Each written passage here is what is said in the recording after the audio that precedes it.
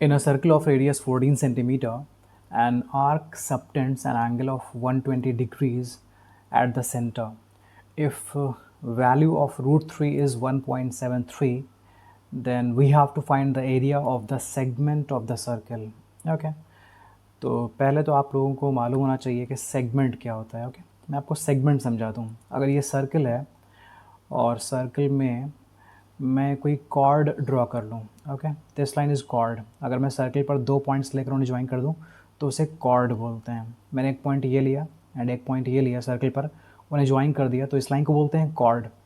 अब इस कॉर्ड ने सर्कल को 2 पार्ट्स में डिवाइड कर दिया है. One part is this and the other part is this. तो इन दोनों पार्ट्स को बोलते हैं segment. Okay, this is also a segment and this is also a segment. जो बिगर पार्ट है उसे हम बोलते हैं major segment and the smaller part is known as minor segment. जो मेजर सेगमेंट है उसके अंदर सेंटर होता है. सर्कल का सेंटर मेजर सेगमेंट में रहता है, माइनर सेगमेंट में सर्कल का सेंटर नहीं रहता है. आई होप आपको सेगमेंट क्लियर हो गया. अब क्वेश्चन की तरफ आते हैं. In a circle of radius 14 centimetre, तो सेगमेंट ड्रॉ करने के लिए मुझे एक कॉर्ड चाहिए होगी. ये मैंने एक कॉर्ड ड्रॉ कर लिया. इस सर्कल की जो रेडियस गिवन है ये है 14 सेंटीमीटर. तो सर्कल का सेंटर मान लेते हैं ये है. सेंटर से अगर हम सर्कमफ्रेंस को ज्वाइन करेंगे तो उसे बोलते हैं radius and this is 14 centimetre. Okay, circle के सेंटर से अगर हम सर्कमफ्रेंस को ज्वाइन करेंगे तो ये है रेडियस और ये भी है 14 सेंटीमीटर. इस सेंटर का नाम हम ओ रख लेते हैं, कॉर्ड का नाम हम ए बी रख लेते हैं. कॉर्ड की लेंथ तो नहीं गिवन है. ओके, अब ये भी गिवन है that arc is subtending an angle of 120 degree. तो ये जो आर्क है, दिस आर्क, ये आर्क या फिर ये कॉर्ड, इनसे जो एंगल बन रहा है सेंटर पर, that is 120 degree. Central angle 120 degree है. आई होप ये क्लियर हो गया. ओके, हमें फाइंड करना है area of segment of the circle. ये है segment. Okay, this is the segment. Okay, वैसे तो 2 सेगमेंट है, एक ये सेगमेंट है एंड दूसरा ये पूरा सेगमेंट है, लेकिन हम फाइंड करना चाहते हैं वो सेगमेंट जो इस एंगल से बना है. तो इस एंगल के साइड की तरफ सेगमेंट देखा जाएगा और ये सेगमेंट है. ओके, आई होप ये क्लियर है. ओके, और इस पूरे पोर्शन को मत लीजिएगा बिकॉज इसे सेक्टर बोलते हैं. ओके, चलो ठीक है, सेगमेंट का एरिया फाइंड करते हैं. तो सेगमेंट का एरिया फाइंड करने के लिए मेरे पास जो मेथड है वो ये है कि मैं इस पूरे सेक्टर का एरिया फाइंड करूँगा एंड सेक्टर के एरिया में से मैं इस ट्रायंगल के एरिया को सब्ट्रैक्ट कर लूँगा, ट्रायंगल AOB को सब्ट्रैक्ट कर लूँगा. तो जब मैं सेक्टर के एरिया में से ट्रायंगल का एरिया सब्ट्रैक्ट करूँगा तो मेरे पास ये पोर्शन बचेगा, मतलब सेगमेंट का एरिया बचेगा. चलिए शुरू करते हैं. हम फाइंड करते हैं एरिया सेगमेंट का. ओके, अगर ट्रायंगल का एरिया चाहिए, ट्रायंगल AOB का एरिया चाहिए, तो आपको बेस पता होना चाहिए, हाइट पता होना चाहिए, उसके बाद ही आप एरिया फाइंड कर सकते हैं. तो अभी हमें डायमेंशंस ज़्यादा गिवन नहीं है, सिर्फ रेडियस गिवन है. ओके, तो पहले तो मैं इस ट्रायंगल में एक परपेंडिकुलर ड्रॉ करने वाला हूँ. ओके, 120 डिग्री ज़रा हटा देता हूँ कुछ देर के लिए. मैं यहाँ पर एक परपेंडिकुलर ड्रॉ कर रहा हूँ. ओके, तो परपेंडिकुलर ड्रॉ करने से ये जो साइड है AB ये बाइसेक्ट हो जाएगा. इस साइड के 2 इक्वल पार्ट्स हो जाएंगे. आई होप क्लास 9th में आपने पढ़ा होगा ये, that if you draw perpendicular from the centre it bisects the chord. Now AD is equals to DB. AD and DB equal है. OD दोनों ट्रायंगल में है. ओके, और दोनों ट्रायंगल में ये साइड 14 सेंटीमीटर है. तो साइड से ये दोनों ट्रायंगल्स कॉन्ग्रेंट हो गए. कॉन्ग्रेंट होने का मतलब ये है कि इनके कॉरेस्पॉन्डिंग साइड्स एंड इनके कॉरेस्पॉन्डिंग एंगल्स आपस में इक्वल हैं. तो AD एंड DB आपस में इक्वल होंगे. OD और OD आपस में इक्वल हैं, वो तो कॉमन ही है.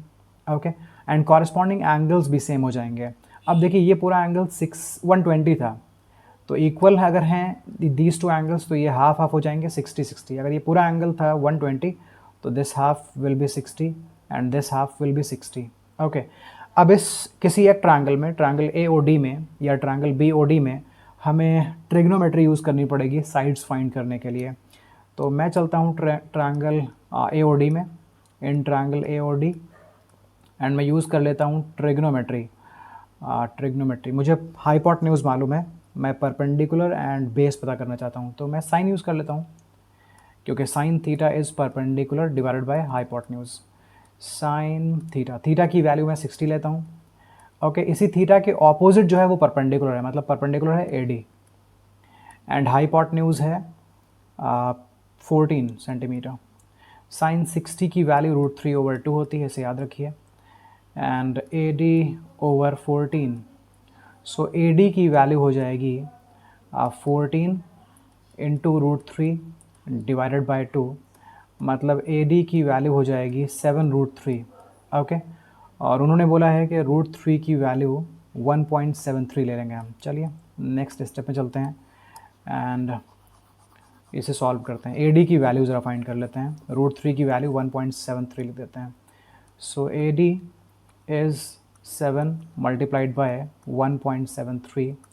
So AD will become 7 3 times is 21, 2 carry, 7 times is 49 plus 251, 5 carry, 7 plus 7 plus 5 12. So 12.11 centimetre ये AD की लेंथ आ चुकी है। AD तो AB जो है वो AD का डबल है, आप देख लें, AB is double of AD। सो जो AB की वैल्यू होगी वो होगी twice of 12.11 and that will become 24.22 centimetre. तो हमें पता चल गया है ए बी की लेंथ। अब ए डी फाइंड कर लेते हैं। तो ए डी फाइंड करने के लिए मैं इसी ट्रायंगल ए ओ डी में साइन लगा देता हूँ। In triangle A O D मैं कॉस यूज़ कर लेता हूँ। कॉस थीटा होता है base over hypotenuse. Okay, theta तो मैं यही लिखूँगा, कॉस थीटा इज़ 60। अब थीटा के ऑपोजिट परपेंडिकुलर होता है एंड 90 के ऑपोजिट हाइपोटेन्यूज होता है, मतलब बेस है ओडी एंड हाइपोटेन्यूज है एओ। ओके, चलिए चलते हैं नेक्स्ट पेज में और इस कैलकुलेशन को आगे बढ़ाते हैं। आई होप जितना आपने अभी समझा है that is clear to you. If there is any confusion please write in the comment section, आपको एक्सप्लेन कर दिया जाएगा, आपकी हेल्प कर दी जाएगी। सो कॉस 60 की वैल्यू होती है 1/2। ओ डी की वैल्यू हमें फाइंड करनी है, we don't know. O is 14 centimetre. So आप इसे सिंप्लीफाई कर लो। ओ डी की वैल्यू हो जाएगी 14 मल्टीप्लाइड बाय 1/2, या फिर ओ डी की वैल्यू हो जाएगी 7 सेंटीमीटर। तो आपके पास अब इस ट्रायंगल का परपेंडिकुलर भी है एंड इस ट्रायंगल का बेस भी है। चलिए ट्रायंगल का एरिया फाइंड करते हैं। हम फाइंड करते हैं ट्रायंगल ए ओ बी का area of triangle A O B. तो half multiplied by base multiplied by height. So base क्या है? बेस है A B and A B is 24.22। मैं बेस की जगह लिखूँगा 24.22 multiplied by height, and height है ओ डी और ये है 7। तो 24.22 को डिवाइड करेगा, we will get 12.11 multiplied by 7। इन्हें मल्टीप्लाई करूँगा तो मुझे मिलेगा 7 एंड 84.77 सेंटीमीटर स्क्वायर। ये मैंने ट्रायंगल का एरिया फाइंड कर लिया, इस ट्रायंगल का एरिया फाइंड कर लिया है। अब मैं फाइंड करूँगा इस सेक्टर का एरिया और फिर सेक्टर में से ट्रायंगल के एरिया को सबट्रैक्ट करूँगा सेगमेंट का एरिया पाने के लिए। चलिए आगे बढ़ते हैं। फाइंड करते हैं area of sector A O B. Okay, तो सेक्टर फाइंड करने के लिए फॉर्मूला होता है pi r square into theta upon 360। So pi को मैं लिख दूंगा 22/7, रेडियस सर्कल की 14 गिवन है एंड थीटा की वैल्यू 120 गिवन थी ओवर 360। 7 14 को कैंसिल करेगा तो 2 बचेगा, 22 मल्टीप्लाइड बाय 2 मल्टीप्लाइड बाय 14।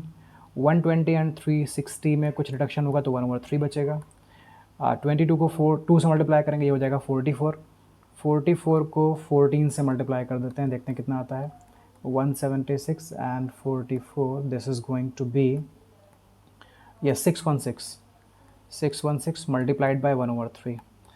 अब 616 को डिवाइड करना पड़ेगा 3 से, कुछ डेसिमल में मिलेगा। चलिए देखते हैं क्या मिलता है। 616 को मैं डिवाइड कर रहा हूँ 3 से and I am going to get 205.33 205.33 centimetre square. तो ये मेरे पास आ चुका है सेक्टर का एरिया एंड थोड़ी देर पहले मैंने निकाला था ट्रायंगल का एरिया 84.77। ओके, तो अब अगर मुझे चाहिए सेगमेंट का एरिया तो मैं सबट्रैक्ट करूँगा ट्रायंगल के एरिया को सेक्टर के एरिया में से। Area of segment is equals to area of sector minus area of triangle. तो एरिया ऑफ सेक्टर अभी हमने निकाला है, that is 205.33 minus area of triangle was 84.77।